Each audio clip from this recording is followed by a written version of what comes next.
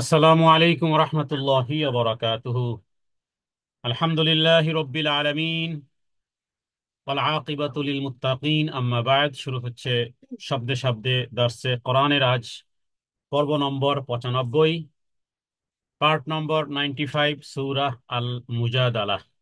28 নম্বর পারার 58 নম্বর সূরা, সূরা আল Mujadila, part number 95 ইনশাআল্লাহ বিইذনিল্লাহ। ওমা তাওফীকি ইল্লা বিল্লাহ। আয়াত 13 নম্বর আয়াত থেকে ইনশাআল্লাহ তেলাওয়াত হবে। أعوذ بالله من الشيطان الرجيم.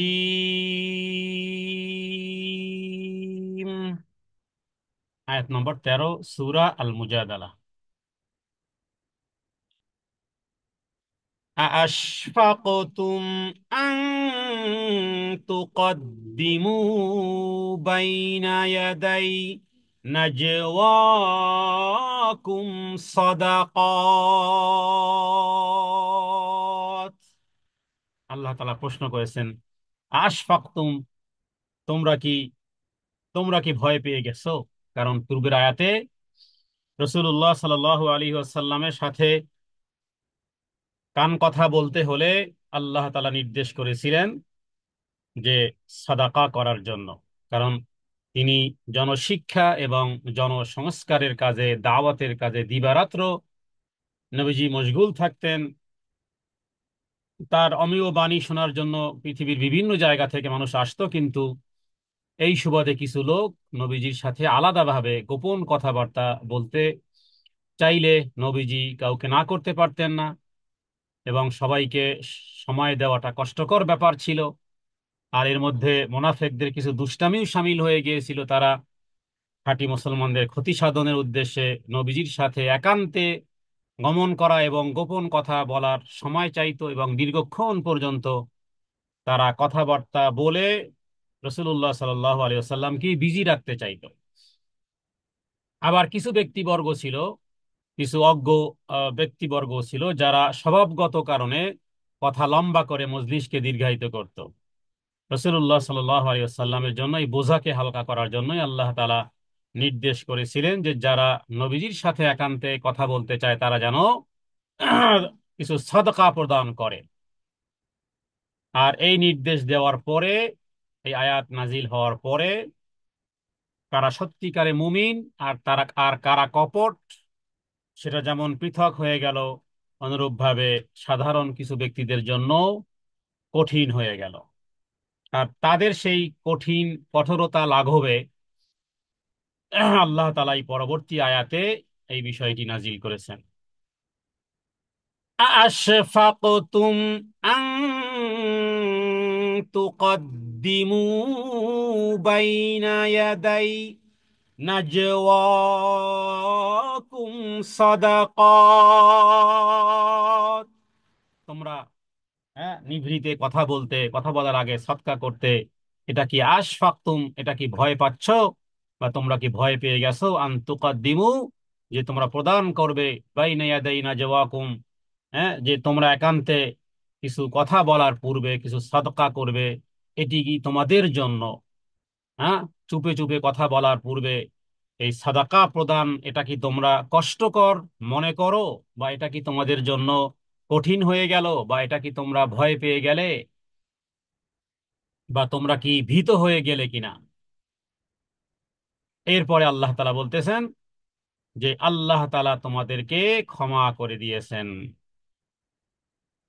فَإِذْ لَمْ تَفْعَلُوا وَتَابَ اللَّهُ عَلَيْكُمْ فَأَقِيمُوا الصَّلَاةَ وَآتُوا الزَّكَاةَ وَأَطِيعُوا اللَّهَ وَرَسُولَهُ والله خبير بما تعملون।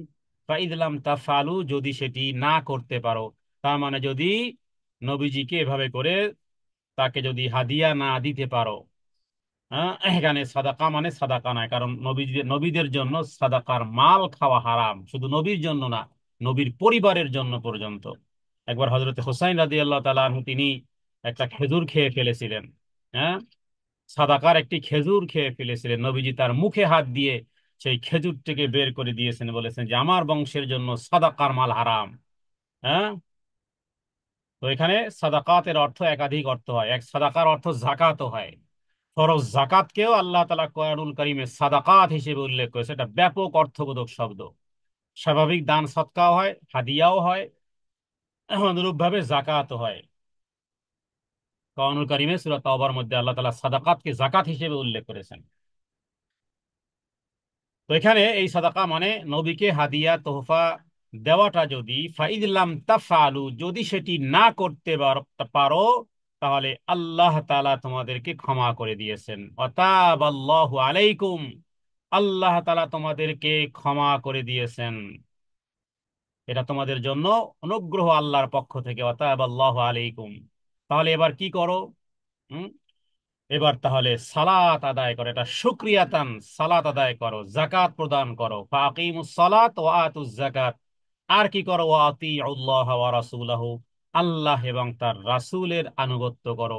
আনুগত্যের বিষয়টি যখন কোরআনুল কারীমে আনা হয়েছে, তখন আল্লাহ এবং তার রাসূলের একত্রে বলা হয়েছে। তাহলে আল্লাহর আনুগত্য আমরা কিভাবে করব? প্রশ্ন আসতে পারে যে রাসূলের আনুগত্য তো বুঝলাম, আল্লাহর আনুগত্য? হ্যাঁ, এটার উত্তর কোরআনুল কারীমের এক আয়াত আর এক আয়াতকে তাফসীর করে দাল কোরআন ইউফাসসিরু বা'দুহুম বা'দান।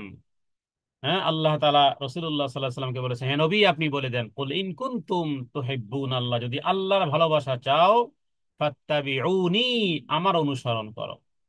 অতএব কোনো ব্যক্তি যদি আল্লাহ তাআলাকে ভালোবাসা বা আল্লাহ তাআলার আনুগত্যের পরাকাষ্ঠা যদি প্রদর্শন করতে চায়, তাহলে তাকে এক্স্যাক্টলি রাসূলুল্লাহ সাল্লাল্লাহু আলাইহি ওয়াসাল্লামের আনিত বিধানের মধ্যে তাকে অনুকরণ করতে হবে। সেটাই আল্লাহ তাআলার আনুগত্য এবং রাসূলের আনুগত্য হবে। এরপরে ওয়াল্লাহু খাবীরুম বিমা তা'মালুন, তোমরা যা কিছু করো পৃথিবীর বুকে, এই ধরাপৃষ্ঠে, এই পৃথিবীর জীবদ্দশায় তোমরা যা কিছু করো, বিমা তা'মালুনা মানে যা কিছু তোমরা করো, যে সমস্ত কাজগুলো তোমরা করো, সে সম্পর্কে আল্লাহ সুবহানাহু ওয়া তাআলা সম্যক অবগত আছেন, পুরোপুরি অবহিত আছেন, খুবই খবর রাখেন। আল্লাহ তাআলা খুবই খবর রাখেন সেই সম্পর্কে, পরিপূর্ণ তিনি অবগত আছেন। তাহলে তোমরা চুপে চুপে কথা বলার পূর্বে সাদাকা প্রদান কষ্টকর যদি মনে করো, যখন তোমরা সাদাকা দিতে পারলেই না, তো আল্লাহ তাআলা তোমাদের কি করে দিয়েছেন? ক্ষমা করে দিয়েছেন। তাহলে তোমরা এবার সালাত আদায় করো, সালাত প্রতিষ্ঠিত করো, জাকাত প্রদান করো, এবং আল্লাহ এবং তার রাসূলের আনুগত্য করো। এবং তোমাদের এই সমস্ত বিষয়গুলো আল্লাহ তাআলা খুব ভালো করে জানেন।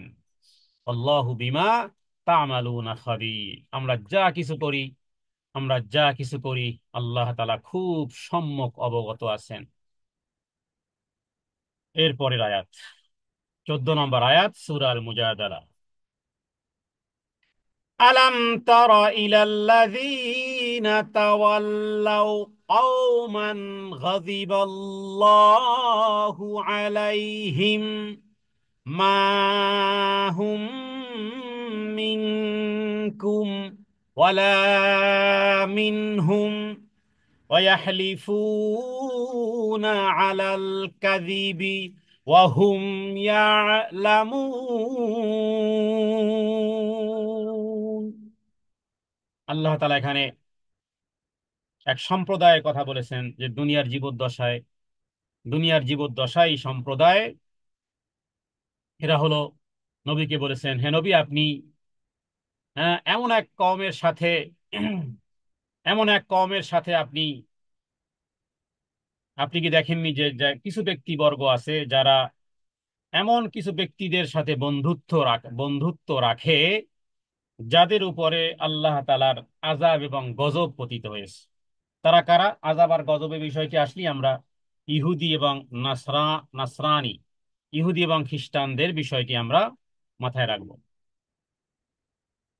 তাহলে এখানে সবচেয়ে বিষয় হলো যে যদি কোনো ব্যক্তি এদের সাথে সম্পর্ক রাখে, হে নবী আপনি কি দেখেননি? আলাম তারা, হে নবীকে আপনি কি দেখেননি ইলাল্লাযিনা, যে কিছু ব্যক্তিবর্গ আছে যে তাওয়াল্লাও মানে অন্তরঙ্গ বন্ধু বানিয়েছে, তাওয়াল্লাও অন্তরঙ্গ বন্ধু বানিয়েছে, কওমান এমন এক জাতিকে বা এমন এক সম্প্রদায়ের সাথে মানুষ এমন এক সম্প্রদায়কে কিছু ব্যক্তিবর্গ আছে বন্ধু বানায়, গাযিবাল্লাহু আলাইহিম যাদের উপরে আল্লাহ তাআলা অভিসম্পাত করেছেন।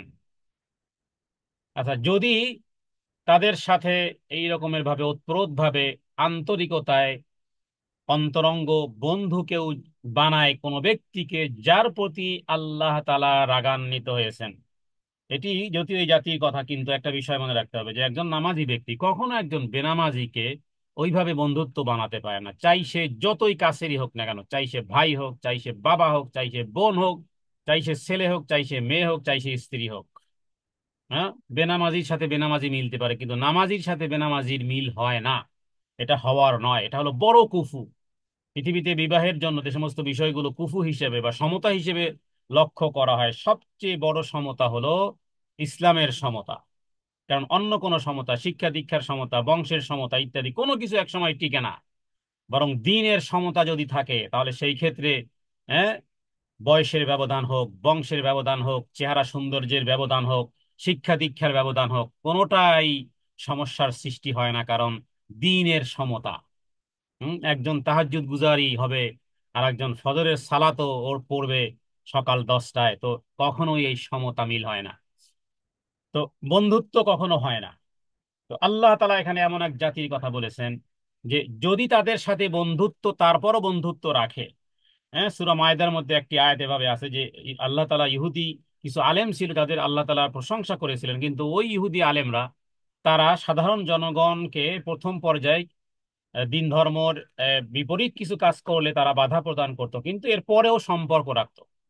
আর সম্পর্ক রাখতে রাখতে আল্লাহ তাআলা ওই জাতীয় পাদ্রীদের, ওই জাতীয় আলেমদের দিলকে আল্লাহ তাআলা ওদের মতনই করে দিয়েছেন। তো এখানে এই আয়াতটি সবচেয়ে ভয়াবহ, যে মা হুম মিনকুম ওয়ালা মিনহুম, যে না তাদের অন্তর্ভুক্ত আর না তোমাদের তারা দলভুক্ত।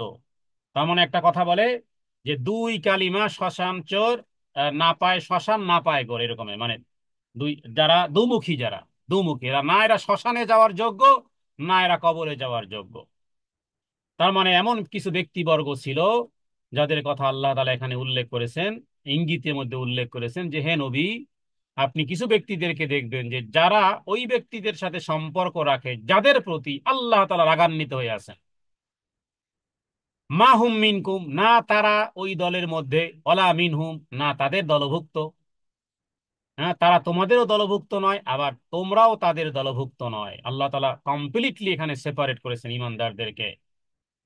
আর আরেকটা কাজ করে তারা, ওয়াহলিফুনা আলাল কাযিবি ওয়া হুম ইয়ালামুন, আর তারা মিথ্যা উপরে কসম করে। ওয়াহলিফুনা হালাফা ইয়াহলিফু মানে কসম করা, আলাল কাযিবি মিথ্যার উপরে, ওয়া হুম ইয়ালামুন অথচ তারা জানে। তো এই আয়াতের মূল বিষয়টি হলো যে কিছু মুনাফিকরা ছিল এই রকমের, যারা ইহুদিদের সাথে কঠিন সখ্যতা রাখতো, আবার মুমিনদের কাছে বসলেও আল্লাহর নামে বারবার শুধু কসম করতো যে না আমরা তো তোমাদেরই দলভুক্ত, আমরা তো তোমাদেরই দলভুক্ত। হ্যাঁ, তার মানে অর্থ হবে এরকমের যে হে নবী, আপনি কি মুনাফিকদের দিকে তাকিয়ে দেখেননি, যারা এমন এক দল লোকের সাথে মানে ইহুদিদের সাথে বন্ধুত্ব করে, যাদের উপর আল্লাহর ক্রোধ আছে, আর তোমাদের মুসলমানদের লোকও তারা নয়, আবার তারা ইহুদিদের লোকও নয়, এবং এরা হলো, এদের চরিত্র হলো এরকমের, তারা জেনে বুঝে বারবার বারবার তারা মিথ্যা শপথ করে, কসম করে। তাহলে আল্লাহ তাআলা যেই সম্প্রদায়ের প্রতি রুষ্ট, তাদের সাথে বন্ধুত্ব করার কারণে আল্লাহ তাআলা এই আয়াতের মধ্যে এই জাতীয় ব্যক্তিদের উপরে আল্লাহ তাআলার রাগ, আল্লাহ তাআলার ক্রোধ যেন এখানে অবতীর্ণ হয়েছে। আল্লাহ তাআলার এই আয়াতের মধ্যে আল্লাহর রাগ আছে, ক্রোধ আছে ওই জাতীয় ব্যক্তিদের প্রতি, যে যাদের প্রতি আল্লাহ রাগান্বিত। হ্যাঁ, তাদের সাথে যারা বন্ধুত্ব করবে ওরাও তাদেরই দলভুক্ত হবে।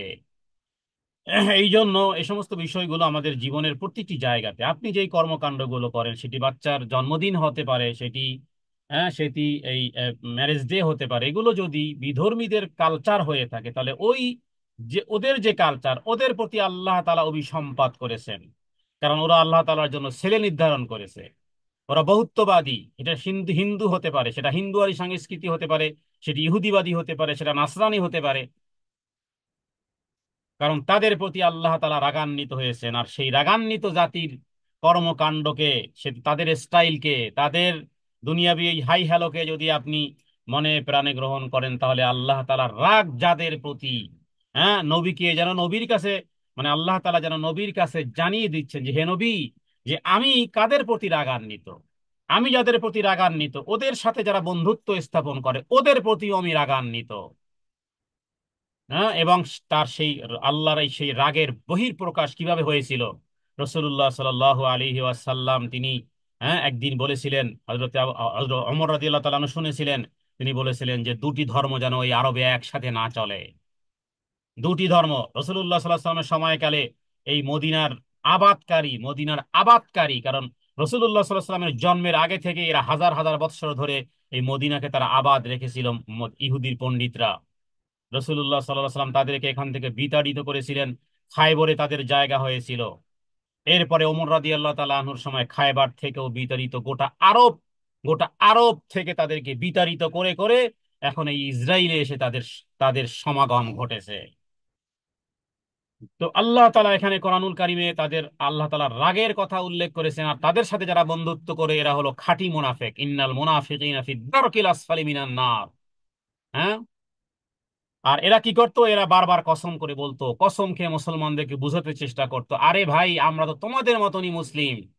বুঝাতে চাইতো যে আমাদের সাথে ইহুদিদের কোনো সম্পর্ক নেই। আল্লাহ তাআলা ওহী নাজিল করে আল্লাহ তাআলা স্পষ্ট করে দিয়েছেন, সুতরাং হ্যাঁ, হয়তোবা নবী এখন নবী আর নেই, নবী আর আসবে না, হ্যাঁ, আল্লাহর কালাম নাজিল আর হবে না, ওহী আসবে না, কিন্তু আল্লাহ তাআলা এখানে এই আয়াতের মাধ্যমে যেন মুসলমানদেরকে আলাদা দেখতে চান, তারই বহিঃপ্রকাশ 14 নম্বর আয়াত। এরপরে 15 নম্বর আয়াত, আ'আদ্দাল্লাহু লাহুম আযাবান শাদীদা। এই যে হুকুম এসে গেছে, হ্যাঁ, ওই যাদের প্রতি আল্লাহ রাগান্বিত হয়েছেন, আর ওদের সাথে যারা সখ্যতা রাখে, যাদের ভালোবাসা রাখে, অন্তরঙ্গ বন্ধুত্ব, হ্যাঁ, কেউ কেউ হয়তোবা বলেও ফেলে যে ভাই মুসলমানের চেয়ে ওই হিন্দু বন্ধুটা অনেক ভালো, আরে মুসলমানের চেয়ে তো ইহুদিরা অনেক ভালো, মুসলমানদের চেয়ে নাসরানি তো অনেক ভালো, তারা সততায়, তারা যত কিছুই থাক না কেন, মনে রাখবেন যত প্রশংসা তারা হতে পারে, যদিও আমাদের আখলাকগুলো তারাই গ্রহণ করেছে, আমাদের যে আখলাকগুলো ছিল পারস্পরিক কথোপকথনের সম্মান, হ্যাঁ, সেইগুলো তারা গ্রহণ করেছে। তো আমাদের আখলাকগুলো তারা গ্রহণ করার মাধ্যমে তাদের সেই বিষয়গুলো, এই হাই হ্যালোর এই এই রিগার্ডিং ওয়ার্ড ব্যবহারের এই সমস্ত বিষয়গুলো দেখে আমরা তাদেরকে সার্টিফিকেট দিচ্ছি যারা আল্লাহ তাআলার, আর যাদের উপরে আল্লাহ তাআলার অবিসম্পাত রাগ আর ক্রোধ আর গোস্বা আল্লাহ তাআলা অবিরাম ধারায় জারি রেখেছেন তাদের উপরে। এই জন্য সাবধান হতে হবে, কারণ এই যে মাহুম মিনকুম ওয়ালা মিনহুম, এই আয়াতটি কিন্তু প্রত্যেক ব্যক্তির জন্য ভয়াবহ। যে এর দ্বারা কি হবে, এর দ্বারা কোরআন কারিমে আরেকটি জায়গাতে আছে যে তারা তাদেরই দলভুক্ত হবে। রাসূলুল্লাহ সাল্লাল্লাহু আলাইহি ওয়াসাল্লাম হাদিসের মধ্যে স্পষ্ট করে বলেছেন, মান তাশাব্বাহা বিকওমিন ফাহুয়া মিনহুম। অতএব তাদের সাথে অনেক আন্তরিক বন্ধুত্বতা, তাদের কৃষ্টি কালচার, তাদের তাদের ধর্মীয় বিষয়গুলোকে আপনি আনন্দ উপভোগের জায়গায় যদি নিজেকে রাখেন, তাহলে মনে রাখবেন যে আপনি এমন জিনিস গ্রহণ করেছেন যাদের উপর আল্লাহর অভিসম্পাত। তাহলে এই 15 নম্বর আয়াতে কিন্তু ওই পূর্বের আয়াতে যাদের কথা বলা হয়েছে তাদের জন্য আল্লাহ কি রেখেছেন, আল্লাহ বলেন আ'আদ্দাল্লাহু লাহুম। আ'আদ্দাল্লাহু লাহুম, আল্লাহ তাআলা প্রস্তুত করে রেখেছেন, লাহুম তাদের জন্য কি, আযাবান শাদীদা। আল্লাহ তাআলা নিজেই বলছেন শাদীদান, শাদীদান মানে খুবই কঠোর। যদি শুধু বলতেন আযাবান তাহলে তাহলেই যথেষ্ট ছিল, কিন্তু শাদীদান বলার দ্বারা আরো কঠোর। আল্লাহ তাআলা তাদের জন্য রেখেছেন মানে কঠিন থেকে কঠিন শাস্তি। ইন্নাহুম সাআ মা কানু ইয়ামালুন।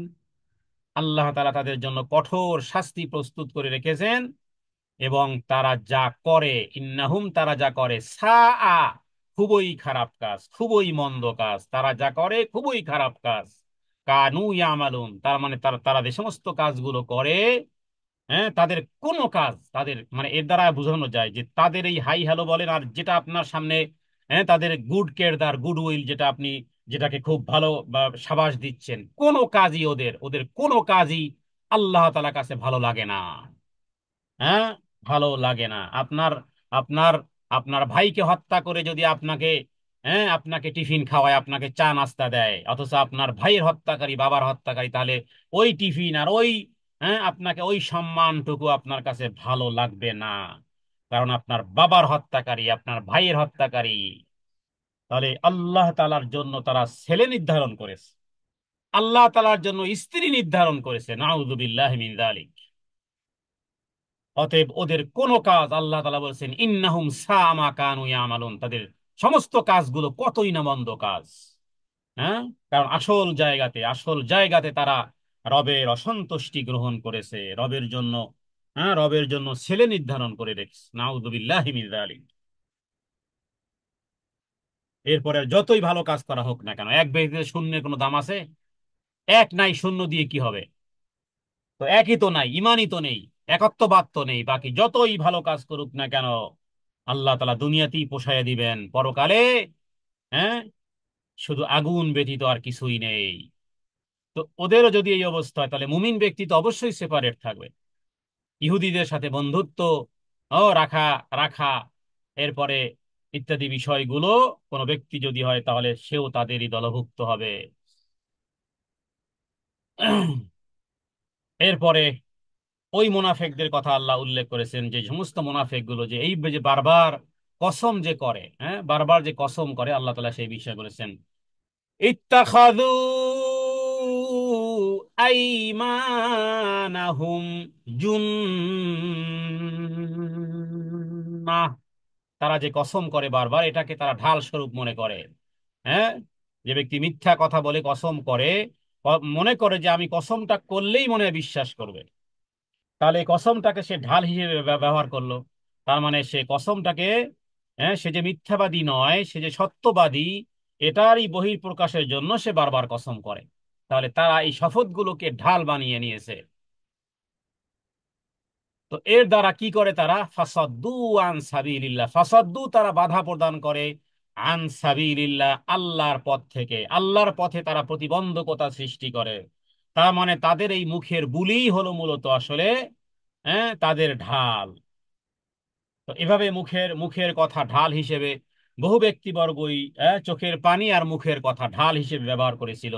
ইসুফ আলাহ সাল্লামের ভাইয়েরা 12 জন কাঁদতে কাঁদতে, 11 জন কাঁদতে কাঁদতে, ঈশা আইয়াবকুন, চোখে পানি মুখে ঢাল। মুখে ঢাল মানে কসম করে বলতেছে যে যে ইসুফকে বাগে খাইয়েছে। তো মুখে মুখে মুখে কসমের বাণী, আর ওদিকে চোখে পানি। তো মুখে চোখে পানি এবং মুখে কসমের মাধ্যমে কোনো জিনিস যদি সত্য বলে প্রমাণিত হয়, তাহলে তো ইসুফ আলাহিসাল্লামের ভাইয়েরা সত্যবাদী হতো, কিন্তু তারা কি মিথ্যাবাদী ছিল? ইসুফ আলাহিসাল্লামের 11 ভাই মিথ্যাবাদী ছিল। তো এই মুনাফেকরা তারা কি করে, অথবা যারা মিথ্যা কথা বলা যাদের স্বভাব, তারা দেখবেন বেশিরভাগই কসম করে।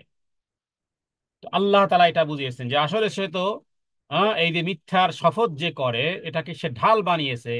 এর দ্বারা আল্লাহর পথে চলতে আসলে মূলত সে নিজেও বাধাপ্রাপ্ত, মানুষকেও আল্লাহর পথ থেকে সে আসলে মানুষকে নিবৃত করে, বাধা প্রদান করে। অতএব কসম, বারবার কসম করাটা এটি ইমানদারদের লক্ষ্য নয়। জুন্নাতান ফাসাদ্দু আন সাবিলিল্লাহ ফালাহুম আযাবুম মুহিন। আল্লাহ তাআলা বলেন তাদের জন্য আছে আযাবুম মুহিন, ফালাহুম তাদের জন্য আযাবুম মুহিন, লাঞ্ছনাদায়ক, অপমানজনক, লাঞ্ছনাকর শাস্তি, লাঞ্ছনাদায়ক শাস্তি আল্লাহ তাআলা এদেরকে দিবেন।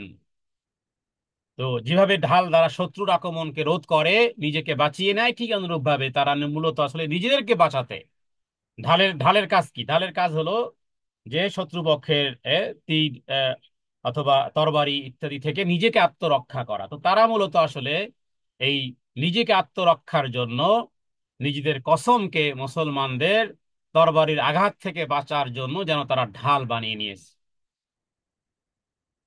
আর যাতে করে তাদেরকে সন্দেহ না করতে পারে, হ্যাঁ, তাদের যে ধোঁকার জালে, হ্যাঁ, যাতে কেউ কেউ ইসলাম গ্রহণ করা থেকে কেউ বঞ্চিত হয়ে যায়। তো এভাবে করে তারা আল্লাহর পথে বাধা দেওয়ার অপরাধও তারা মূলত আসলে করে। এরপরে আল্লাহ তাআলা আরো শাস্তির কথা উল্লেখ করেছেন। লান তুগনিয়া আনহুম আমওয়ালুহুম ওয়ালা আওলাদুহুম মিনাল্লাহি শাইআ উলাইকা আসহাবুন নার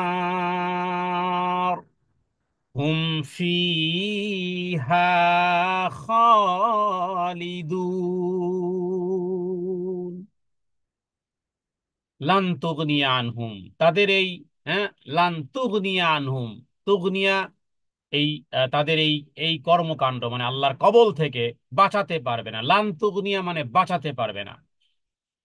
আনহুম আমওয়ালুহুম, তাদের দুনিয়ার সম্পদ, ওয়ালা আওলাদুহুম, তাদের সন্তান সন্ততিকেও এগুলো আল্লাহ তাআলার শাস্তি থেকে লান তুগনিয়া আনহুম মানে কোনো কাজে আসবে না।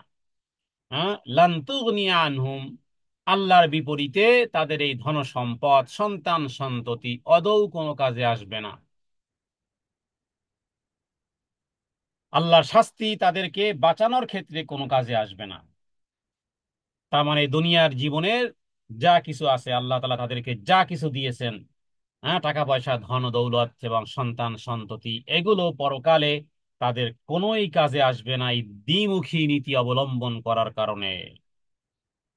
মানে পৃথিবীতে এই মুনাফেকরা তো জানবে যে মুমিনদের, মানে মুমিনদের নকল রূপ, মানে মুমিন সাজবে মুসলিম, কারণ এগুলো তো ইহুদি খ্রিস্টানদের মধ্য থেকে আসবে না। মুনাফিক কারা?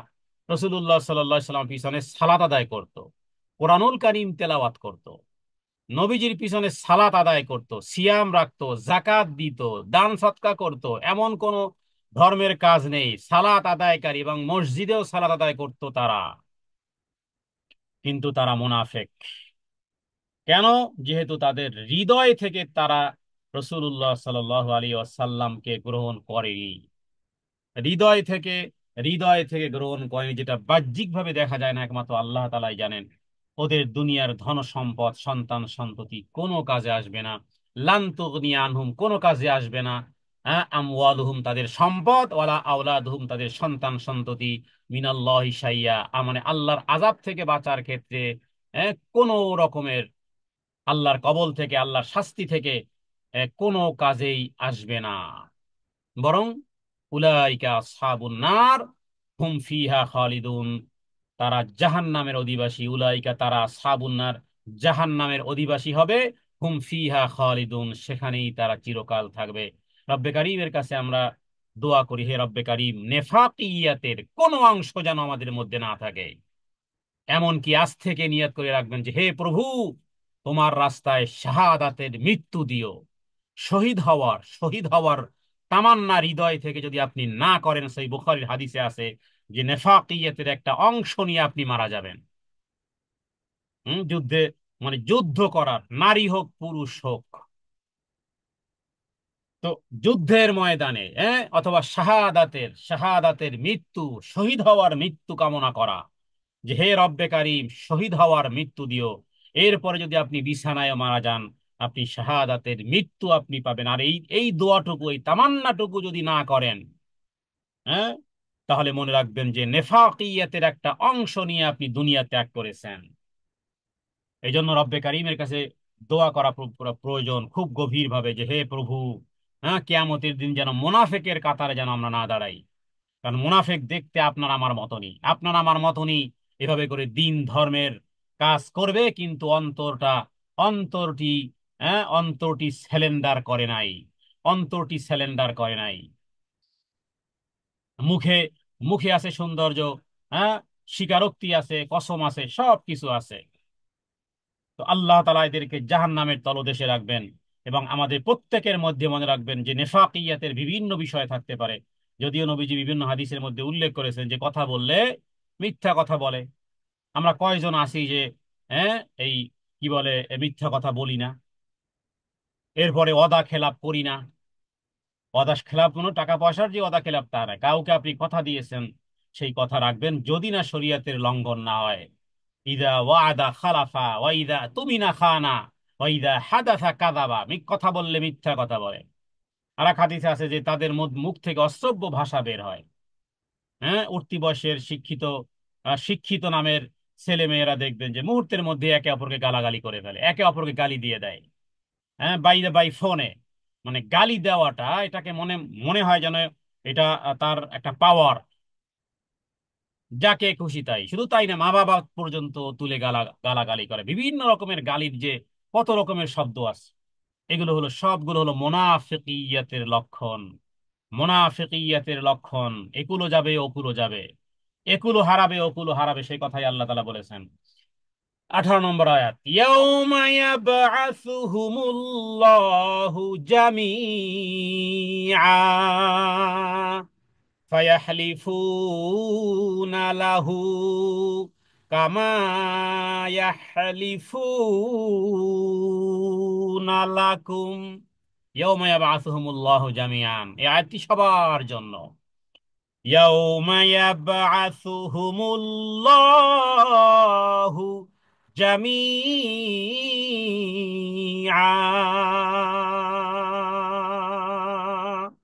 আল্লাহ তাআলা এমন একদিন, ইয়াউম এমন একদিন, ইয়াবআসুহুমুল্লাহ উঠাবেন, জামিআন তোমাদের সবাইকে পুনরায় জীবিত করবেন, পুনরুত্থিত করবেন।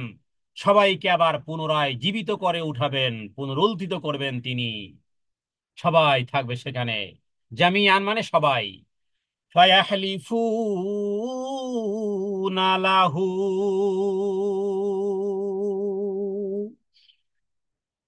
তারা ফায়াহলিফুনা লাহু, তখন তারা এইভাবে শপথ করবে।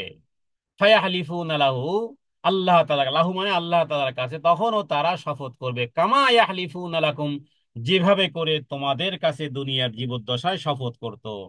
তারা আল্লাহ তাআলার কাছে ঠিক সেই রকমেরই শপথ করবে যেমন শপথ তারা দুনিয়ায় তোমাদের নিকট করত। হুম। ويحسبون أنهم على شيء। ويحسبون, আর তারা মনে করত, হ্যাঁ তারা মনে মনে ভাবতো, হ্যাঁ তারা তারা মনে মনে ভাবতো যে তারা কি করেছে। হ্যাঁ, আন্নাহুম আলা শাই, মানে কোনো কিছু ভালো কিছু করতেছে। আর মানুষকে ঠকাচ্ছে, দেখছেন না, যে কাউকে যদি ঠকাতে পারে মনে মনে, সে প্রাউড ফিল করে যে আমাকে কেউ ঠকাতে পারে না, আমিই ঠকিয়ে দিয়েছি। হুম। ওই যে গল্পের মতন, ওই গ্রাম থেকে কোন এক, হ্যাঁ, গল্প যেহেতু ঢাকা শহরে এসেছে, তো ওই 24 তলা বিল্ডিং এর সামনে দাঁড়িয়ে বিল্ডিং গুনতেছে। সিকিউরিটি দেখলো যে গ্রাম থেকে এসেছে, ভাব ভঙ্গিমায় বুঝে গেছে। হ্যাঁ, তো বলতেছে যে এই 24 তলা বিল্ডিং কয় তলা পর্যন্ত গুনছো, যত তলা গুনবে অত তলার পয়সা দিতে হবে। হ্যাঁ, সিকিউরিটি দুষ্টামির ছলে হোক, গল্প যেহেতু, তো বলল যে আমি তো 10 তলা পর্যন্ত গুনেছি, এবার 10 টাকা দিয়ে যাও।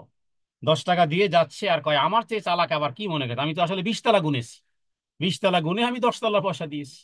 তো ওই মুনাফিকদের স্বভাবটা ঠিক এরকম, ইয়াহসাবুনা আন্নাহুম আলা শাই। হ্যাঁ, তারা মনে মনে মনে করে যে তারা কিছুর উপরে প্রতিষ্ঠিত আছে বা তারা লাভবান। হ্যাঁ, তারা মনে করে তারা উপকৃত হচ্ছে। আন্নাহুম আলা শাই, শাই মানে কিছু, হ্যাঁ মানে আমি কিছু একটা। তো ওয়াহসাবুনা আন্নাহুম আলা শাই, তারা মনে করে যে আমরা কিছু, আমাদের কোনো ভিত্তি আছে। হ্যাঁ, মনে করে যে আমাদের একটা ভিত্তি আছে, আমরা জ্ঞানে গরিমায়, হ্যাঁ মানুষ আমাদেরকে এত এত সহজে ঠকাতে পারে না। ওয়াহসাবুনা আন্নাহুম আলা শাই, এটা একটা ইগোর নাম আসলে, শাই মানে একটা ইগো বলা যেতে পারে মানুষের মধ্যে। হ্যাঁ, যে মানুষ মানে সহজে, সহজে কি বলে আপনার, এই সামান্য সামান্য সামান্য ছোট্ট ছোট্ট জিনিসের জন্য তর্ক তর্ক করা শুরু করে। তার মানে মনে করে যে তর্ক করে আটানা পয়সা বাঁচানো মানেই হলো যে আমি আসলে আমি কিছু, হ্যাঁ মানে হাম কুছ হ্যায়, হাম কুছ হ্যায়, আমি কিছু, তার মানে আমি এই মানে কি বলে এটাকে বাংলাতে কিভাবে শব্দটা বলে, হ্যাঁ যেটাকে আমরা অনেক ক্ষেত্রে বলি যে ভোদাই, ভোদাই মানে যে তার জ্ঞান ভোতা আর কি, এই জন্য। তো এটা কেউ মনে করে যে না, আমি কেন ঠকবো, আমি কেন আটানা পয়সা ছেড়ে দেবো। দেখেছেন না যে বাসের মধ্যে কন্ট্রাক্টর যদি 1 টাকা বেশি দাবি করে, পারলে যুদ্ধ করবে। তো এটা আমাদের দৈনন্দিন আমাদের মধ্যে একটা বিষয় ঘুরে ঘুরে থাকে, যে কেউ কিছু বললে আমরা মাটিতে পড়তে দেই না। কেন, আমি আমি কি বলতে পারি না? তো ওয়াহসাবুনা আন্নাহুম আলা শাই, এরকমের একটা চরিত্র মুনাফিকদের মধ্যে। তারা এই যে এত কিছু মিথ্যার কারিকুলাম তারা যে সাজায়, হ্যাঁ, ওদিকে গেলে বলে আমরা তোমাদের সাথে, এদিকে আসলে বলে আমরা তোমাদের সাথে, অথচ কথা পাস করে, হ্যাঁ, এবং কসম করে। তো এগুলো করার পরেও তারা মনে করে যে আমি কিছু। নাউযুবিল্লাহি মিন, এটা বহুত বড় খারাপ স্বভাব। বহুত মানুষের আসলে যখন জ্ঞান, হ্যাঁ, জ্ঞান যখন বধির হয়, তখনই সে নিজেকে এইরকম মনে করে যে আমি যা বুঝি অন্য কেউ বুঝে না। এই ভাবখানা তখনই আসে যে আমি যা বুঝি অন্য কেউ বুঝে না, মানে আমি মনে হয় সেরা পণ্ডিত। আসলে সে যে কিছু বুঝে না সেটাই সে বুঝে না। তো এটা হলো ইয়াহসাবুনা আন্নাহুম আলা শাই। আল্লাহ বলেন, আলা ইন্নাহুম হুমুল কাযিবুন। এবার আল্লাহর পক্ষ থেকে এদের সার্টিফিকেট আসতেছে। হ্যাঁ, যারা মনে করে যে হাম কুছ হ্যায়, আমি কিছু, আল্লাহর পক্ষ থেকে এবার সার্টিফিকেট কি, যে হে নবী, নিশ্চয়ই হে নবী জেনে রাখো, আলা নিশ্চয়ই আপনি জেনে রাখেন হে নবী, সাবধান, ইন্নাহুম নিশ্চয়ই তারা হুমুল কাযিবুন, এরা খুবই মিথ্যাবাদী। নিশ্চয়ই এরা মিথ্যাবাদী, তারা তো আসল মিথ্যাবাদী। এরা এরা হলো তারাই মিথ্যাবাদী, মূলত সম্পূর্ণ, কমপ্লিটলি তারা মিথ্যাবাদী। এটা আল্লাহর পক্ষ থেকে এটি এসেছে। তো এই কারণে যে দুনিয়াবি দুনিয়াবি চালাক চতুরতা ইত্যাদি সব কিছু নয়। হ্যাঁ, বরং এই দিনের পরে আরেকটা দিন আছে, যেই দিনের জন্য যে ব্যক্তি প্রস্তুত হবে, সেগুলো অনেক ব্যক্তি আছেন আলহামদুলিল্লাহ, আল্লাহ তাআলা তাদের দিনের জ্ঞান আছেন, সব কিছু বুঝেন, তারপরও নীরব ভাবে চলে যান। মনে হবে যেন সে কিছুই বুঝে না। হ্যাঁ, মনে হবে যেন কি সে হয়তো বা লজ্জার কারণে হয়তো বা মুখ খোলেনি। আল্লাহ তাআলা তাকে দিনের জ্ঞান দিয়েছেন বিধায়, হ্যাঁ, কিপ কোয়াইট থেকেছেন, নীরব থেকেছেন। কিন্তু কিন্তু ঠিকই তিনি বুঝেন। তো আল্লাহ তাআলার জন্য যারা এভাবে করে দৈনন্দিন যারা স্যাক্রিফাইস করে, দৈনন্দিন মুখ আছে বলতে পারেন, তোমার চেয়ে আর ভালো বলতে পারবেন, আরো সুন্দরভাবে তোমাকে শায়েস্তা করতে পারবেন, কিন্তু আল্লাহর সন্তুষ্টির জন্য মুখে তালা দিয়ে, হ্যাঁ, নীরব ভাবে প্রস্থান করেছেন।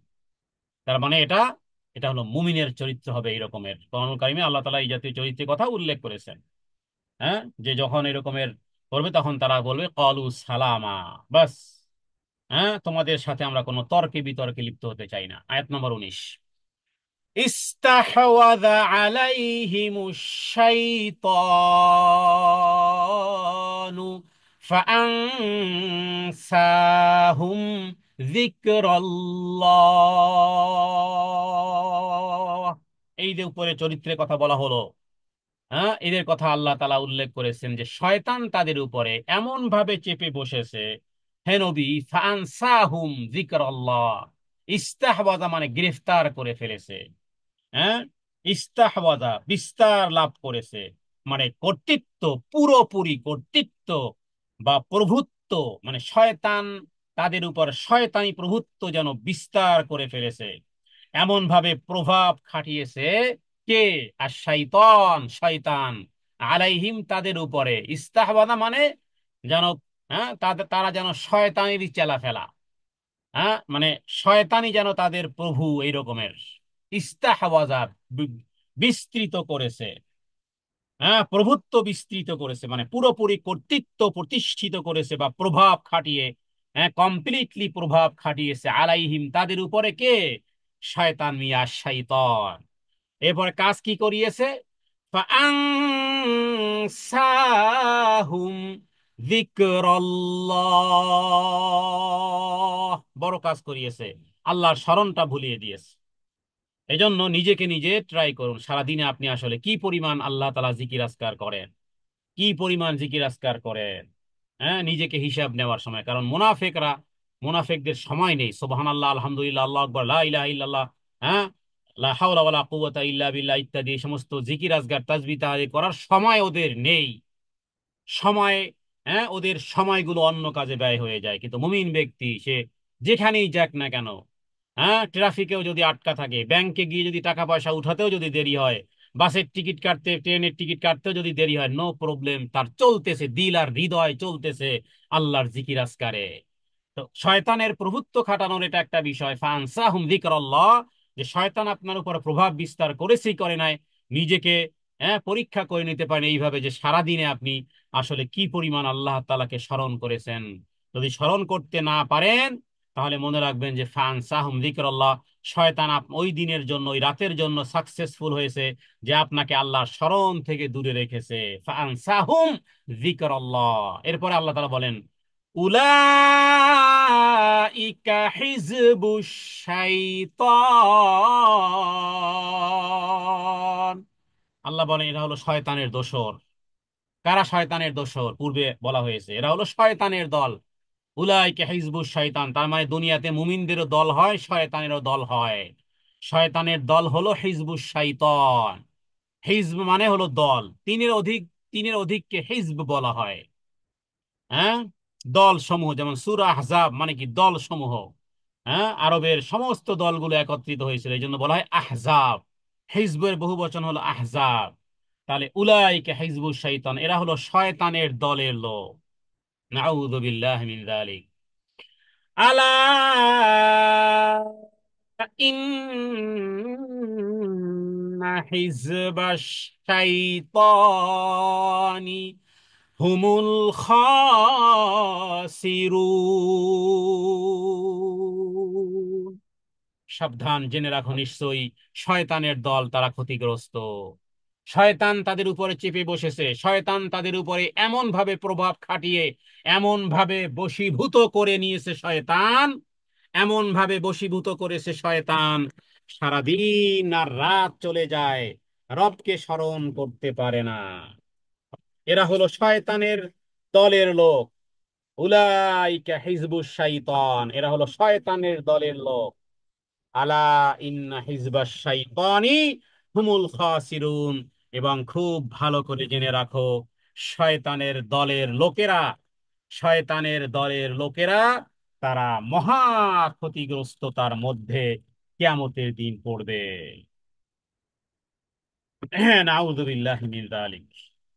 তাহলে দুনিয়ার জীবদ্দশায় এই শয়তানের দল থেকে, শয়তানের দল থেকে যদি বের হতে চাই আমরা, শয়তানের দল থেকে বের হতে চাইলে উপরে যেই স্বভাব চরিত্রের কথা বলা হয়েছে, প্রথম ছিল কোন বিষয়টি? যে আল্লাহ তাআলা যাদের প্রতি রাগান্বিত ওদেরকে আমরা বন্ধু বানাবো না, ওদেরকে আমরা বন্ধুত্বের তালিকায় রাখবো না।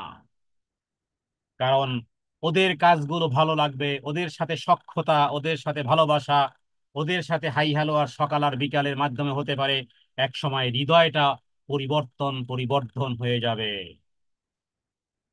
এরপরে এটা হলো প্রথম প্রভাব। প্রথম প্রভাব আর এটি আসবে, এরপর আস্তে আস্তে আস্তে আস্তে করে, কারণ শয়তান এট এ টাইমে অনেক কিছু করে না, আস্তে করে ওই এক ফোঁটা মধুই নিক্ষেপ করে, এরপরে আস্তে আস্তে তার কাজের সূত্রপাত হয়। এরপরে এক সময় মিথ্যা শপথ করা শুরু করবে, এক সময় আল্লাহ তাআলার স্মরণকে ছেড়ে দিবে, এক সময় আল্লাহ তাআলার স্মরণের কথা সে ভুলে যাবে। আল্লাহ তাআলাকে স্মরণ করতে হবে, এই স্মরণের মাধ্যমে পাঁচ ওয়াক্ত সালাতের কথা হতে পারে। এছাড়াও কারণ সূরা নাস এবং সূরা ফালাকের মধ্যে, তাফসীরের মধ্যে আমরা বলেছিলাম যে যখনই আমরা হৃদয় থেকে আল্লাহর কোনো স্মরণ করি, তখন শয়তান দূর হয়ে যায়। আর যখনই কোনো স্মরণ না করি, সাথে সাথে শয়তান আমাদের এই হৃদয়ের উপরে হাত বসায়।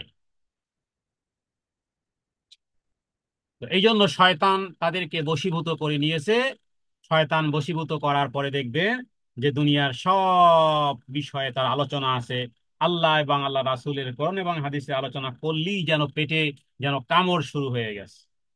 রাজনৈতিক আলাপ বলেন, পৃথিবীর গোটা বিশ্বের রাজনীতি বলেন, পেট নীতি বলেন, অর্থনীতি বলেন, সমাজনীতি বলেন, হ্যাঁ, আহ, যত নীতি আছে সব নীতি বলবেন, কোরআনের নীতির কথা বললেই মাথা খারাপ। তো শয়তান এদেরকে কি করেছে? ফানসাহুম যিকরাল্লাহ।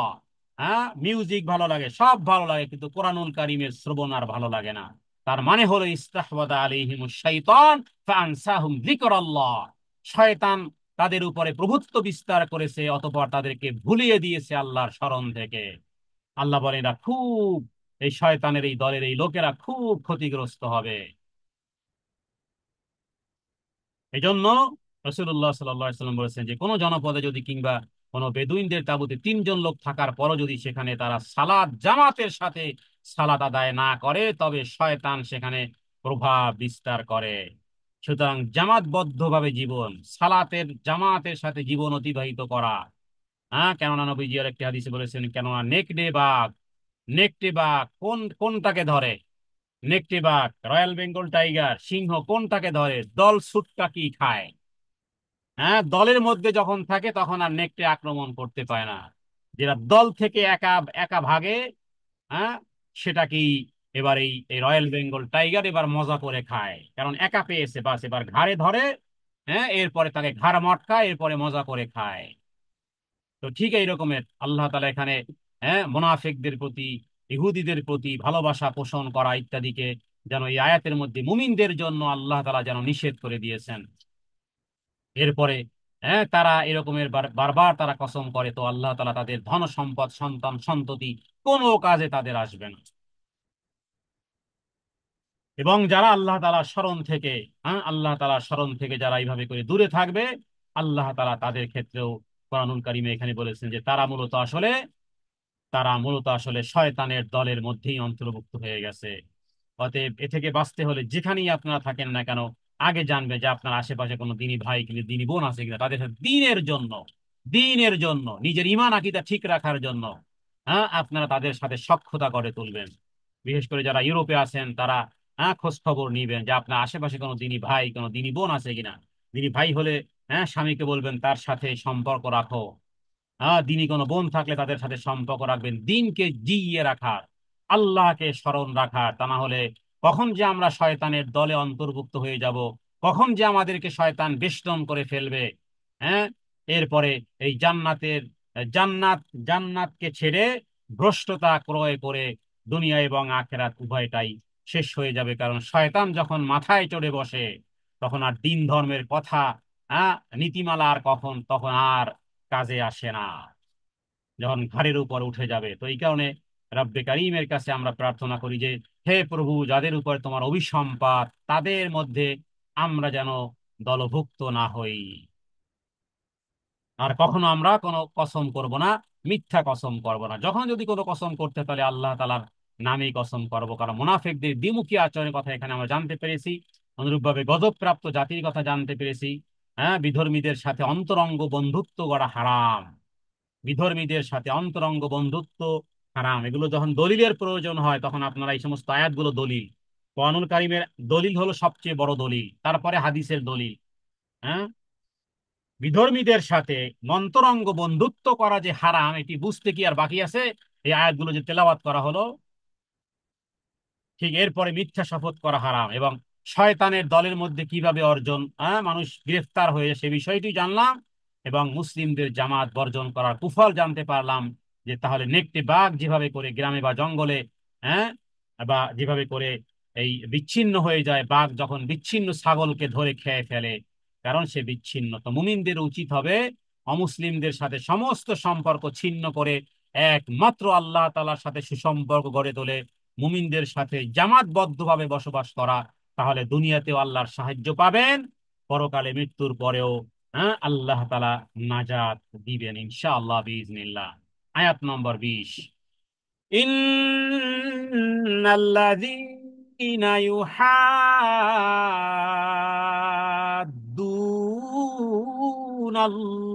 ইউহাদ্দুনাল্লাহ ورسوله أولئك في الأذلين।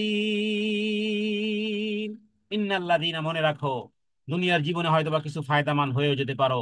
হ্যাঁ, তো ইন্নাল্লাযীনা ইউহাদ্দুনাল্লাহ ওয়া রাসূলাহু, নিশ্চয়ই আল্লাযীনা যারা ইউহাদ্দুনা, এই যে দ্বিমুখী অবলম্বন করলো, আল্লাহ এবং আল্লাহ রাসূলের বিরুদ্ধাচরণ করলো, বিরোধিতা করলো, আল্লাহ এবং রাসূলাহু, আল্লাহ এবং তার রাসূলের বিরুদ্ধাচরণ করলো, উলাইকা ফিল আযাল্লিন, উলাইকা ফিল আযাল্লিন, মনে রেখো, হ্যাঁ, তারা সবচেয়ে কিয়ামতের দিন বেশি লাঞ্ছিতদের, যারা দুনিয়ার জীবদ্দশায় আল্লাহ এবং তার রাসূলের বিরুদ্ধাচরণ করেছে, কিয়ামতের দিন লাঞ্ছিতদের মানে হীনতম লোকদের মধ্যে, চরম লাঞ্ছিত ব্যক্তিদের মধ্যে তারা কিয়ামতের দিন দণ্ডায়মান হবে। কিয়ামতের দিন এরা আখেরাতে অত্যন্ত লাঞ্ছনা অপমান ব্যতীত কিয়ামতের দিন তাদের আর কিছুই জুটবে না। 21 নম্বর আয়াত, কাতাবাল্লাহু লাআগলিবান। এবার মুমিনদের পরিচয় আল্লাহ তাআলা উল্লেখ করবেন, মুনাফিকদের কথা উল্লেখ করেছেন আল্লাহ তাআলা যে তাদের চরিত্রগুলো কেমন হয়। হ্যাঁ, এরপরে সামনে আসতেছে মুমিনদের কোন কোয়ালিটি হবে, মুমিনের চরিত্রের বহির প্রকাশ কিভাবে হবে। এর আগে কাতাবাল্লাহ 21 নম্বর আয়াত, কাতাবাল্লাহু লাআগলিবান্না আনা ওয়া রুসুলি ইন্নাল্লাহা কাবিয়্যুন আজিজ। সুবহানাল্লাহ। এই আয়াতটি ঈমান বাড়িয়ে দিবে, আপনার আমার ঈমান বাড়িয়ে দেবে যদি সত্যিকার অর্থে বুঝি। কাতাবাল্লাহ, আল্লাহ তাআলা লিপিবদ্ধ করে দিয়েছেন, লিখে দিয়েছেন কি, লাআগলিবান্না, তিনি বিজয় হবেন, অবশ্যই বিজয় হবে। আনা ওয়া রাসূলি, আল্লাহ তাআলা লিখে দিয়েছেন যে আমি এবং আমার রাসূল বিজয়ী হব। তাহলে আমরা যদি আল্লাহ এবং আল্লাহ রাসূলের পক্ষে থাকি তাহলে আমরা বিজয় হব কিনা? অবশ্যই বিজয়। আরে বিজয় দুনিয়ার বিজয় বিজয় নয়, আরেকটা বিজয় আসমানবাসী দেখে। হ্যাঁ, দুনিয়ার বিজয় তো দেখেছিল, দুনিয়ার বিজয় দেখেছিল হোসাইন পরাজিত হয়ে গেছে, হোসাইন শেষ হয়ে গেছে, কল্লা দ্বিখণ্ডিত হয়ে গেছে, হোসাইনের পতাকা চলে গেছে। হোসাইন পরাজিত হয়ে গেছে, দুনিয়াবাসী দেখেছে। কিন্তু আসমানবাসী দেখেছে যে না, হোসাইন বিজয়ী হয়েছে। সুতরাং কাতাবাল্লাহু লাআগলিবান্না আনা ওয়া রুসুলি ইন্নাল্লাহা কাবিয়্যুন আজিজ। আল্লাহর চেয়ে শক্তিশালী আর কি আছে বলেন? তাহলে এখানে আল্লাহ তাআলা ঈমান বৃদ্ধির জন্য এটা যে আল্লাহ এবং তার রাসূল অবশ্যই বিজয়ী হবেন এবং নিশ্চয়ই আল্লাহ তাআলা শক্তিধর পরাক্রমশালী। তাহলে আমরা যদি সেই দলের থাকি, একজন ব্যক্তির সাথে উপরের লোকের সাথে যদি একটু পরিচয় হয়, তাহলে সে কতটা নিজেকে সিকিউর মনে করে। হ্যাঁ, আর আমরা তাহলে আমাদের আমাদের আমরা তাহলে আল্লাহ এবং আল্লাহ রাসূলের পক্ষে যদি অবলম্বন করতে পারি, তাহলে আমার রব এমন কোন রব নয় যিনি শ্রবণ করেন না, যিনি দেখতে পান না, এমন কোন দুর্বল কোন রব নয়। এবং আল্লাহ তাআলা লিখে রেখেছেন যে আল্লাহ তাআলা বিজয়ী হবেন, তার রাসূল বিজয়ী হবে। হ্যাঁ, কয় শেষ ভালো যার সব ভালো তার। দুনিয়ায় এখানে এই বিজয় বা এই সেই বিজয়টাই কি আসে যায়, আসল বিজয়ের পতাকা কিয়ামতের দিন আল্লাহ সুবহানাহু ওয়া তাআলা রাসূলুল্লাহ সাল্লাল্লাহু আলাইহি ওয়াসাল্লামের হাতে দিবেন এবং নবীজির হাতে জান্নাতের ওপেন হবে, জান্নাত ওপেন হবে, জান্নাত খুলবে রাসূলুল্লাহ সাল্লাল্লাহু আলাইহি ওয়াসাল্লামের হাতে।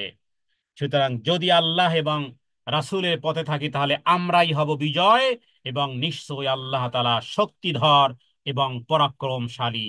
তার মানে আল্লাহ তাআলা এটা লিখে রেখেছেন, সিদ্ধান্ত গ্রহণ করেছেন যে নিশ্চয়ই আমি অবশ্যই বিজয়ী হব এবং আমার রাসূলরাও।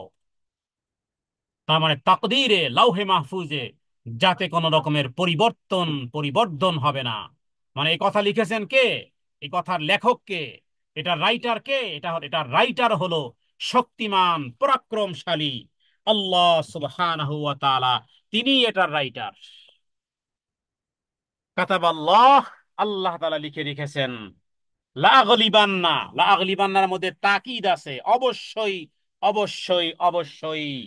হ্যাঁ, অবশ্যই আমি বিজয় লাভ করব। আল্লাহ তাআলা আমাদেরকেও বিজয়ী দিবেন, দুনিয়া এবং আখেরাতে বিজয়ী দিবেন। দুনিয়াতে যদি আল্লাহ তাআলা কাউকে অল্পে তুষ্ট দেন তো সে বিজয়। একজন ব্যক্তি 5 তলা বিল্ডিং করার পরেও তার হায় হায়, আর একজন ব্যক্তি কুড়ে ঘরে থেকেও তার হৃদয় সন্তুষ্টি, তার মুখ দিয়ে আলহামদুলিল্লাহ বের হয়। তো বিজয়টা কার আসলে? বিজয়টা কার আসলে? এসির বাতাস খেয়েও কেউ হায় হায় করে, আর কেউ তাল পাখার বাতাস খেয়েও আলহামদুলিল্লাহ বলতো। বিজয়টা কার? বিজয়টা কার আসলে তাহলে?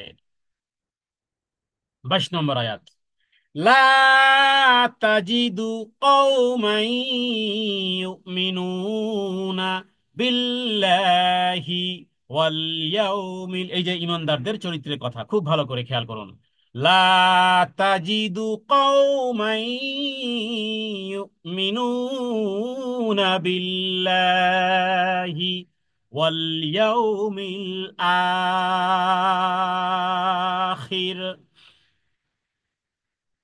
হ্যাঁ, আয়াতটি একটু একটু বড় আয়াত, কিন্তু এত কথা আলহামদুলিল্লাহ।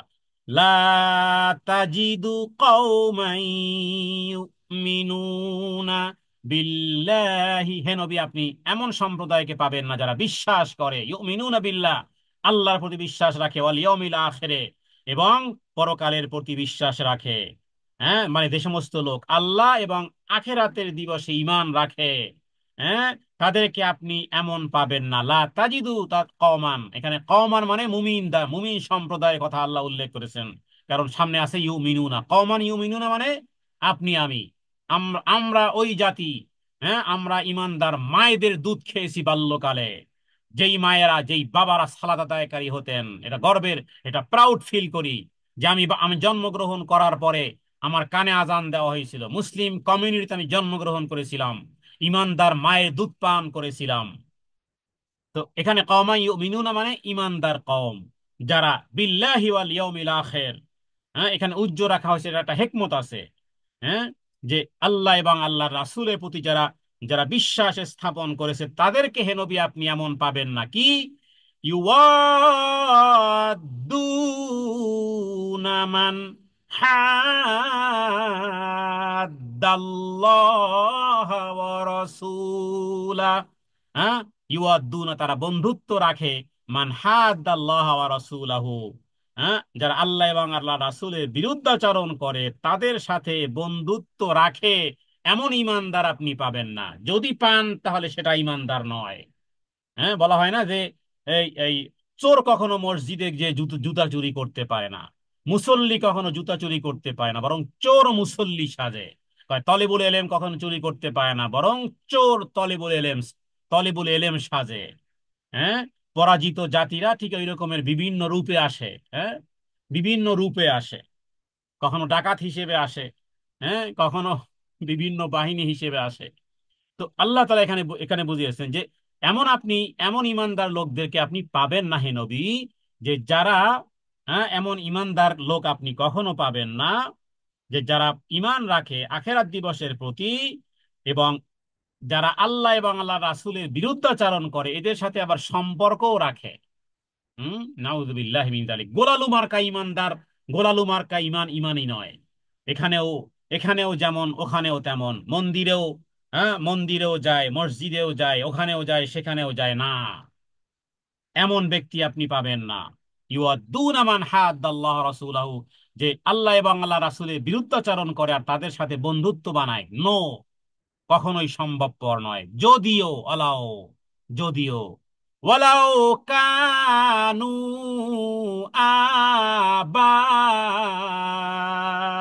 আবাহুম, এমনকি যদি বাবাও হয়, যদি বাপও হয় তবুও। হ্যাঁ, যেমন ইব্রাহিম আলাইহিস সালাম বলেছিলেন ইয়া আবাতি ইয়া আবাতি, সম্মান, রিসপেক্ট সেটা ভিন্ন জিনিস, কিন্তু বাবা, হ্যাঁ, বাবা যেহেতু এখনো কাফের রয়ে গেছে, কখনো, হ্যাঁ, এই বাবাকে কোনোভাবে ওই ওই কাজে আল্লাহ এবং আল্লাহ রাসূলের বিরুদ্ধাচরণের কাজে কখনোই সাপোর্ট দেয় না। হ্যাঁ, ইব্রাহিম আলাইহিস সালামকে বলেছিল তার বাবা যে আমি মূর্তি বানাই, তুই মূর্তি বানাবি আমার সাথে সাথে। হ্যাঁ, আর ইব্রাহিম আলাইহিস সালাম বলেছেন যে হে বাবা, এটা তো শয়তানের কাজ, হে বাবা এটা তো শয়তানি কাজ, আমি তো এই কাজ করবো না। হ্যাঁ, আবু বকর সিদ্দিক রাদিয়াল্লাহু তাআলার ইতিহাস তো এরকমেরই। আবু কুহাফা সে একটা ঘর বানিয়েছিল, সেখানে মূর্তি ছিল। আবু কুহাফা মানে আবু আবু বকর সিদ্দিক রাদিয়াল্লাহু তাআলার বাবা। তো একদিন, হ্যাঁ, তার স্ত্রীকে বললো যে আবু বকরকে পাঠিয়ে দিও যে আমার ওই মন্দিরে, মানে আমার যেখানে আমি উপাসনা হতো। এরপরে আবু বকর সিদ্দিক গেলেন, সেখানে সবগুলো ভেঙে ফেললেন। প্রচন্ড ভাবে রাগ হলেন যে আমি আমার সন্তানটাকে, হ্যাঁ, যেই কাজের জন্য আমি ডাকলাম সেটি না করে আর উল্টা কাজ করলো। তো দেখুন, যদি বাবাও যদি হয়, তাই বলে কি আমি বাবার সাথে অন্যায় কাজে আমি সহযোগিতা করব না। এই কারণে যদি কোনো ব্যক্তি জানে যে তার বাবা সুদ খেয়েছে, ঘুষ খেয়েছে, তাহলে সেই বাবার বাড়িতে যদি জানা যায় যে বাবা এই 5 তলা বিল্ডিং বানিয়েছে আমার বাবা সুদের টাকা দিয়ে, সেই বিল্ডিং এ থাকা জায়েজ নেই। আপনাকে যদি বলি যে মিষ্টি খান, কিন্তু এই মিষ্টি খেলে কিন্তু আপনার হ্যাঁ, একটা কঠিন ভাইরাস হতে পারে। এর ভিতরে জার্ম আছে। খান আলাউদ্দিনের মিষ্টি অপূর্ব সৃষ্টি খান, আপনি খাবেন যদি আপনাকে বলি?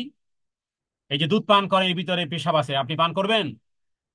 হ্যাঁ, খুব খুব ভালো মিষ্টি, কিন্তু এটা খেলে আপনার এই ভিতরে জার্ম আছে, আপনি খাবেন? খাবেন না। তাহলে যখন আপনি জানলেন যে আপনার বাবা এরকম অন্যায় ভাবে এই ঘর বাড়ি বানিয়েছে, টাকা পয়সা ধন দৌলত বানিয়েছে, আর সেটা সেটা আপনি গ্রহণ করে প্রাউড ফিল করেন, এটা জায়েজ নেই, ইমানের সাথে যায় না। দলিল এই আয়াত। আল্লাহ তাআলা এখানে কি বলেছেন? হে নবী, এমন সমস্ত লোক আপনি দেখবেন যারা আখেরাত দিবস ঈমান রাখে, কখনোই তাদেরকে আপনি পাবেন না যারা আল্লাহ এবং তার রাসূলের বিরুদ্ধাচরণ করে, যারা তাদের সাথে বন্ধুত্ব রাখে, যদিও হোক না পিতা। ওয়ালাউ কানু আবাআহুম, যদি হোক না তারা পিতা, আও আবনাআহুম, অথবা হোক না ছেলে, আও ইখওয়ানাহুম, অথবা হোক না ভাই, আও আশিরাতাহুম, অথবা হোক না তাদের সমযাত্রী, হ্যাঁ, সমজাতি বা গোত্র। উলাইকা কাতাবা ফি কুলুবিহিমুল ঈমান, ঈমানের সাথে যায় না। আল্লাহ তাআলা খোদাই করে তাদের হৃদয় লিখে দিয়েছেন, উলাইকা, ওই সমস্ত লোক, কাতাবা ফি কুলুবিহিমুল ঈমান, আল্লাহ তাআলা যেন সুদৃঢ় করে, যেন খোদাই করে তাদের হৃদয়ের মধ্যে ঈমানকে গ্রথিত করে দিয়েছেন। ওয়াআইয়াদাহুম বিরূহিম মিনহু, এবং আল্লাহ তাআলা তিনি ওয়াইয়াদাহুম, এবং সাহায্য করেছেন, বিরূহিম মিনহু, তার পক্ষ থেকে, রূহ দিয়ে, হ্যাঁ, নিজ রূহ দিয়ে তাদেরকে সাহায্য করেছেন। তার মানে তাদের অন্তরে আল্লাহ ঈমান লিখে দিয়েছেন, তার মানে শক্তিশালী করেছেন, এবং অদৃশ্য শক্তি দ্বারা, হ্যাঁ, তিনি তাদেরকে সাহায্য করেছেন। এখানে রূহ বলতে, হ্যাঁ, জিবরাইল আমিন হতে পারে, আর একাধিক অর্থ হতে পারে। ওয়াইয়াদাহুম বিরূহিম মিনহু, তার মানে আল্লাহ তাআলার পক্ষ থেকে তিনি তিনি তাদেরকে সাহায্য করেছেন। এরপরে কি করবেন? ওয়ায়ুদখিলুহুম, এবং তাদেরকে প্রবেশ করাবেন জান্নাতিন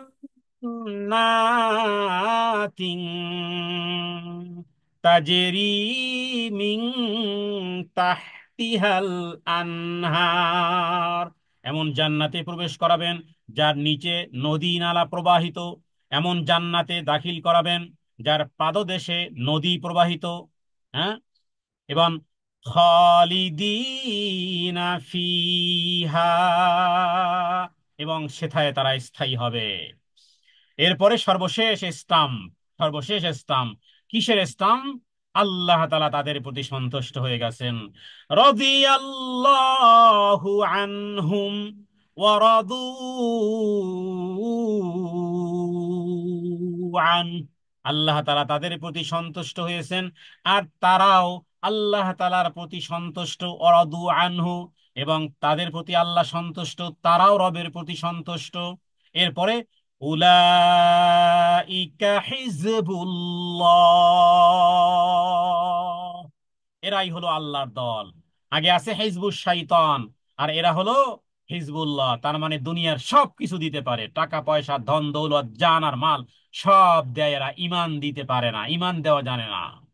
হ্যাঁ, ঈমান দিতে পারে না। আল্লাহ এবং আল্লাহ রাসূলের জন্য কে কত স্যাক্রিফাইস করতে পারে, এটা চরম পরাকাষ্ঠার। এই আয়াতটি মূলত আসলে অনেক উপরের লেভেলের পরীক্ষার, এক্সামের প্রশ্নের অ্যান্সার যেন আল্লাহ তাআলা সূরা মুজাদালার সর্বশেষ আয়াতে দিয়েছেন। হ্যাঁ, তাদের উপহার উপঢৌকনটাও এরকমের, একেবারে ঈমান গ্রথিত করে দিয়েছেন। তাদের প্রতি আল্লাহ সন্তুষ্ট হয়েছেন, এরা আমার দল, আমার দলের। আল্লাহ যেন বলতেছেন, আরে তোরা তো আমার দলের। উলাইকা হিজবুল্লাহ, আল্লাহ তাআলা নিজের সাথে নিজের দলের দিকে এদেরকে উল্লেখ করেছেন। আলা ইন্না হিজবাল্লাহি হুমুল মুফলিহুন, আর খুব ভালো করে জেনে রাখো, নিশ্চয়ই আল্লাহ তাআলার দল, আল্লাহ তাআলার দল এরাই হবে আসল উইনার। আল্লাহ তাআলার দলই হবে সাফল্যমণ্ডিত। আল্লাহ তাআলার দল, হ্যাঁ, আল্লাহ তাআলার দলই হবে সাফল্যমণ্ডিত। অর্থাৎ হে নবী, আপনি পাবেন না আল্লাহ এবং আখিরাতের প্রতি ঈমানও রাখে, আবার হ্যাঁ, আল্লাহ এবং আল্লাহ রাসূলের বিরুদ্ধচারী ব্যক্তিদের সাথে আবার বন্ধুত্ব রাখে, ইম্পসিবল হে নবী, এটা সম্ভবপর নয়, এটা কখনোই হতে পারে না। হ্যাঁ, আল্লাহ এবং আল্লাহ রাসূলের বিরুদ্ধাচরণ করে, হ্যাঁ, এদের সাথে সম্পর্ক রাখবে, এটা সম্ভবপর নয়। যদিও সে হোক না নিজের বাবা, হোক না নিজের ছেলে, হোক না নিজের ভাই, হোক না তার হোক না তার দেশি, আর হোক না তার গ্রামের, হোক না তার বংশের, হ্যাঁ, তবুও তারা তাদের সাথে সম্পর্ক রাখে না। কি মনে হয় আপনার, কি মনে হয় আপনার এই আয়াত থেকে? এই আয়াতের উপরে হাজার বছর গবেষণা করার দাবি রাখে, প্রত্যেকটা ব্যক্তির লাইফে এই আয়াতের উপর গবেষণার দাবি রাখে, যে কতটুকু আপনি আপনি আমি পূর্ণ করতে পেরেছি। হ্যাঁ, আপনি যখন গবেষণা করবেন তখন দেখবেন যে 100-এর আপনি 1% আপনি পূর্ণ করতে পারেননি। যারা আল্লাহ বা আল্লাহ রাসূলের বিরুদ্ধাচরণ করে তাদের সাথে সখ্যতা, তাদের সাথে অন্তরঙ্গতা, তাদের সাথে, হ্যাঁ, ইত্যাদি সমস্ত বিষয়গুলো যায় না, যায় না, চলে না, মানে না। তো আল্লাহ তাআলা এখানে যেন সার্টিফিকেট দিয়েছেন যে আপনি পাবেন না, লা তাজিদু, আয়াতটা শুরুই হয়েছে এইভাবে, আপনি কখনোই তাদেরকে পাবেন না। কারণ লা কোরআনুল কারিমে আরো শত শত আয়াত আছে, লা তাত্তাখিদুল মুমিনিনা কাফিরিনা আউলিয়া মিন দুনিল মুমিনিন, এটা অসম্ভব হে নবী, মুমিনরা যেন মুমিন ছাড়া কাফেরদেরকে বন্ধু রূপে গ্রহণ না করে। যদি কেউ এরূপ করে তাহলে তার সাথে আল্লাহর কোনো সম্পর্ক থাকবে না। ওমাই ইয়াফআল যালিকা ফালাইসা মিনাল্লাহি ফি শাইইন। হ্যাঁ, যদি কোনো ব্যক্তি এই রকমের বিধর্মীদেরকে যদি অন্তরঙ্গ বন্ধুর জায়গাতে বানায় বাসে, তাহলে মনে রাখবেন আল্লাহ তাআলা বলতেছে, এটি আমি না, আমি আয়াত তেলাওয়াত করেছি শুধুমাত্র। হ্যাঁ, সূরা কি বলে, সূরা নিসার আয়াত এটি, লা তাত্তাখিদুল মুমিনিনা কাফিরিনা আউলিয়া মিন দুনিল মুমিনিন। যদি কেউ এই রকমের বিধর্মীদের সাথে বন্ধুত্ব রাখে, তাহলে হে নবী বলে দেন, ওমাই ইয়াফআল যালিকা ফালাইসা মিনাল্লাহি বিশাই, এরূপ করলে আল্লাহ তাআলাও তোমার সাথে কোন রকমের সম্পর্ক রাখবে নয়াকারে না। কোথায় যাবেন আপনি, কোথায় যাবেন আপনি? আমাদের সন্তানেরা, হ্যাঁ, বিধর্মীদের সাথে একসাথে পড়াশোনা করে, একসাথে ওঠা বসা করে, তারা বন্ধু বানায়, বান্ধবী বানায়, হ্যাঁ, অন্তরঙ্গ বন্ধু হয়ে যায়। কখনো এই অন্তরঙ্গ বন্ধু হতে পারে না, কারণ এটা ইমানের দাবি। যার কাছে ইমানের ভ্যালিউ নাই তার কাছে তো ওই এক এক টাকার চকলেট খাওয়ালেই বাস কুপোকাত শেষ হয়ে গেছে। বন্ধু একটা আইসক্রিম খাওয়াছে, বাস তোর মতন আর বেস্ট ফ্রেন্ড হয় নাকি? মনে রাখতে হবে বিধর্মীদের সাথে আমাদের এটা বহুত বড় একটা ব্যবধান। এই ব্যবধানটা যত বেশি বুঝবেন, তত আপনার হৃদয় আল্লাহ তাআলা কাতাবাল্লাহু লা আগলিবান্না আনা ওয়া রুসুলি লিখে দিবেন। অনুরূপ ভাবে আল্লাহ তাআলা হৃদয় ঈমান লিখে দিবেন। যারা সত্য থেকে মুখ ফিরিয়ে নিয়ে হেদায়েত থেকে দূরে সরে গেছে, আল্লাহ আল্লাহ রাসূলের বিরুদ্ধাচরণ করে, হ্যাঁ, যারা ওই হ্যাপি বার্থডে টু ইউ বানায়, তার মানে হ্যাপি বার্থডে টু ইউ বানানো মানেই হলো পরোক্ষভাবে আমি এটা স্বীকার করলাম যীশু খ্রিস্ট আল্লাহর ছেলে। মেরি ক্রিসমাস বলা মানেই হলো মেরি ক্রিসমাস বলা মানেই হলো এটা আমি স্বীকার করে নিলাম যে যে মরিয়ম আল্লাহ তাআলার স্ত্রী, নাউজুবিল্লাহ মিন যালিক। বছরে, হ্যাঁ, এই নিউ ইয়ার বানানো মানেই হলো নিউ ইয়ার বানানো মানেই হলো যে যীশু খ্রিস্ট আল্লাহর ছেলে, এবং সে দুনিয়াতে জন্মগ্রহণ করেছিল 2024 সাল আগে। সামনে আসতেছে 2025 সাল। 2025 সাল মানানো, বানানো, আনন্দ ফুর্তি করা মানেই হলো যীশু খ্রিস্ট আল্লাহর ছেলে, এবং 2025 বৎসর পূর্বে সে দুনিয়াতে এসেছিল। এই তো ইতিহাস, এই তো 1 সেকেন্ডের ইতিহাস। তাহলে যারা সত্য থেকে দূরে, হেদায়েত থেকে দূরে, আল্লাহ এবং আল্লাহ রাসূলের বিরুদ্ধাচারণে যাদের যাদের দৈনন্দিন কর্মকাণ্ড, হ্যাঁ, তো যদি তাদের থেকে যদি কেউ পৃথক না হয় তাহলে চরম লাঞ্ছিত হবে, আল্লাহর রহমত থেকে বঞ্চিত হবে, আল্লাহর করুণ থেকে বঞ্চিত হবে। দুনিয়া এবং আখেরাতে আল্লাহ তারা ক্ষতিগ্রস্ত করে দিবেন। বরং ইমানদাররাই বিজয়ী হবে। যদিও তাদের, হ্যাঁ, এই সমস্ত কর্মকাণ্ড যদি দেখে, যদি বাবাও হয়, যদি ভাইও হয়, যদি বোনও হয়, যদি ছেলেও হয়, তবুও তারা সম্পর্ক রাখে না, কোনো আজর ওজর আপত্তি তারা, হ্যাঁ, গ্রহণ করে না। তো এটা ইমানের একটি বহুত বড় একটি লেয়ার। এই কারণে আল্লাহ তাআলা মনে রাখবেন যে সূরা মুজাদালার এই 20 নম্বর আয়াতটি আমাদের সন্তানদেরকে শিক্ষা দিতে হবে। তাদেরকে বলতে হবে যে বাবা, হ্যাঁ, ইমানের একটা লেয়ার আছে, এই লেয়ারটা তোমার থাকতে হবে। চলার পথে মানুষ আসবে যাবে, নো প্রবলেম। হ্যাঁ, ব্যবসা বাণিজ্য বলেন অথবা অন্য কোনো বিধর্মীদের সাথে করা জায়েজ আছে, নো প্রবলেম।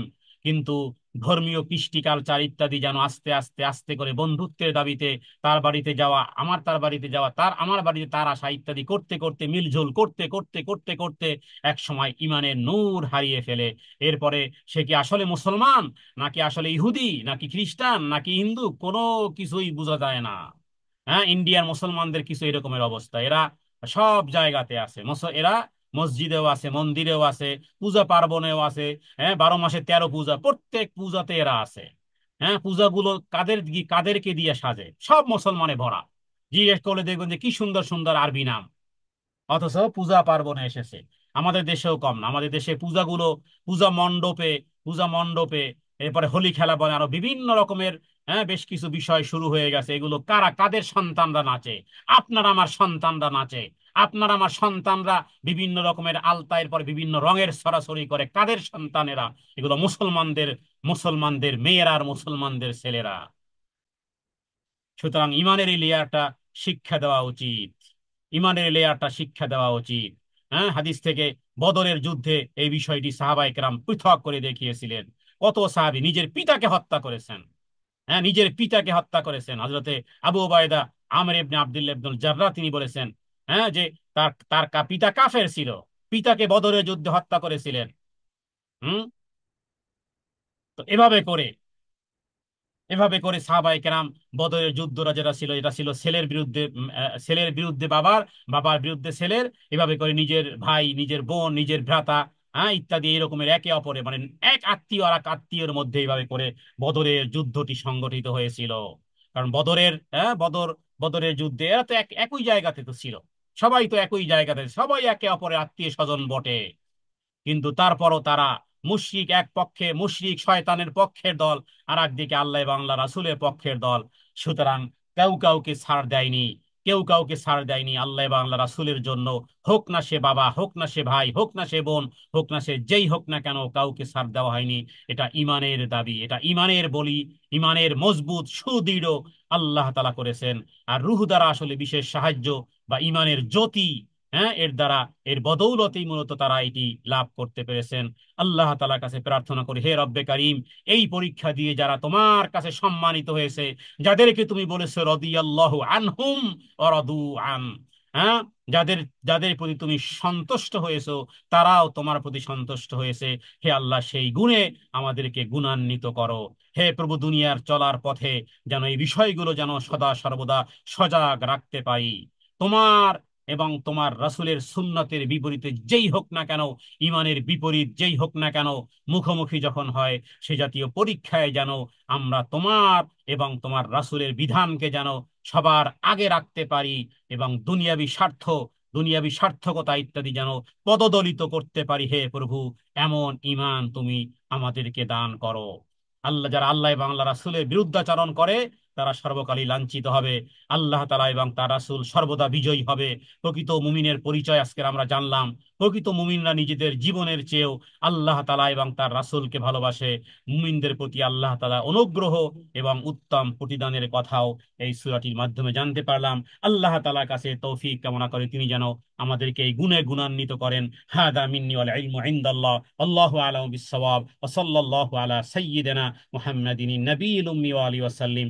আসসালামু আলাইকুম ওয়া রাহমাতুল্লাহি ওয়া বারাকাতুহু।